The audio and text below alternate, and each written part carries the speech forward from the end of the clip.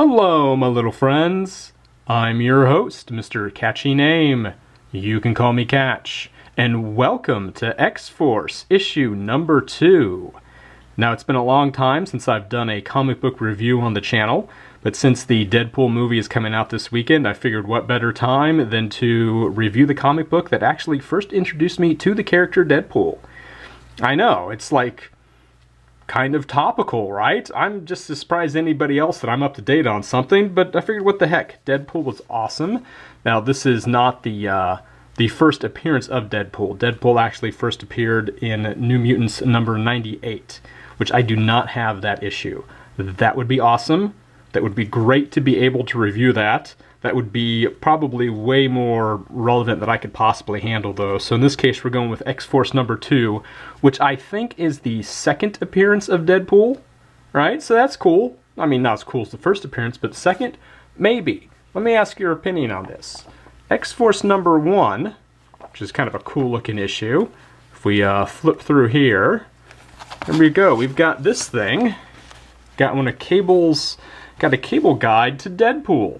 So does this count as an actual appearance? I mean, he could be, right? Is X-Force number 1 really the second appearance, and number 2 is his third appearance? I don't know for sure, but at the time, this is before Deadpool appeared everywhere, right? He was still rare. We still didn't know who this guy was, other than he was cool and we were interested in him.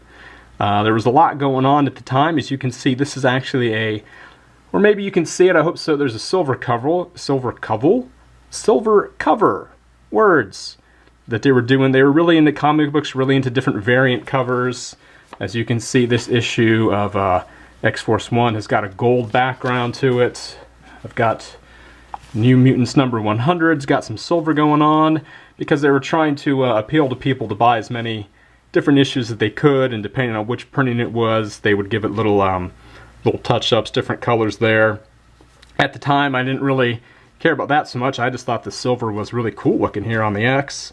There's a lot going on. The New Mutants, as I just showed, number 100 was actually the end of the New Mutants.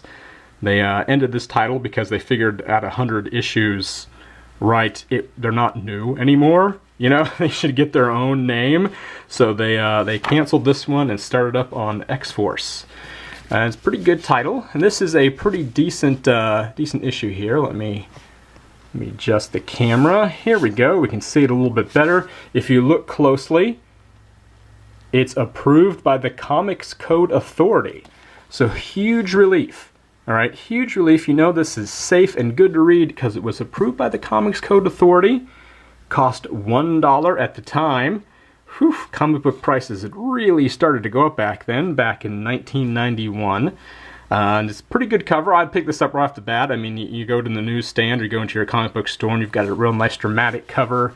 Got these guys ready to do some battle here. It's great. So let's open this puppy up. Got a pretty good intro here. We also, what do we got? Hey, an ad! One of my favorite things about comic books are getting bombarded with ads. We got a nice opening. We've got some very macho, mysterious narration by the new guy here. Got a good dramatic entrance. And then we've got super dramatic entrance with Weapon X. And this was kind of a big deal at the time. Got this character who's calling himself Weapon X. This was before we knew too much about Weapon X. You know, Wolverine had been experimented on and they had given him the adamantium skeleton. And at the time it was very mysterious. This was before Marvel basically went nuts and started talking about Wolverine and Weapon X nonstop. At the time, it was a big deal because we didn't know that much, so we're pretty fired up. It's clear that the guy that Kane here, calling himself Weapon X, is supposed to be kind of the focal point of this, but I just remember being way more interested in this guy right here that he's beating up on. I hadn't seen Deadpool's first appearance. I thought he looked really cool. He's got a good costume, got the black and red going on. He's chattering a little bit here, complaining that Weapon X should be trademarked. Pretty good, and this is actually a really good comic book battle. I actually enjoy this one. Pretty dramatic. And there's another ad for, what do we got? Star Trek trading cards. Great. So anyway, we've got him beating him up here. It's pretty good. Deadpool can't stop talking, so we're getting an introduction to what the character is going to be like. He's not at first at least in this issue, not as crazy as what we're used to. You know, now we're used to him breaking the fourth wall and talking about his love of chimichangas on a regular basis. At the time, though, he was just kind of a yappy character. Got a good battle, beating him up here. That's a great one right there. They're also talking, if you look down here, there's some more chatter about Weapon X. So Deadpool was clearly Weapon X. We thought that was kind of exciting. We weren't used to that. And ad. Yes, Palladium Books presents Rifts. Yeah, that's great. Let's have another ad in here. And then we get the really kind of cool power I thought Weapon X had. He could shoot his hand off and strangle people with it. Now look at that. I mean, just think about that. That's your superpower. You can shoot your hand off and it will strangle people. You gotta love that stuff. There's one thing I forgot to show you. If you look real close here, some dialogue. Keeps punching the jaw.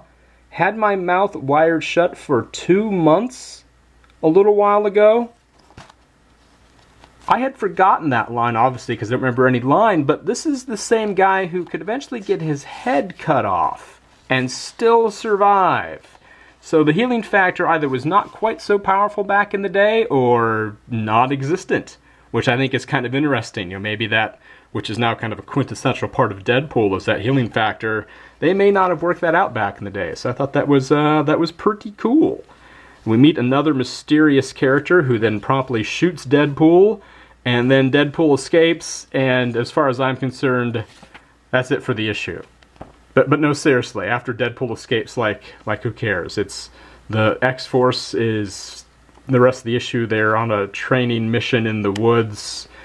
Look, more ads, training mission ads, and then the training mission goes horribly wrong. So pretty much a typical day with mutants learning how to fight, right? Something always goes wrong.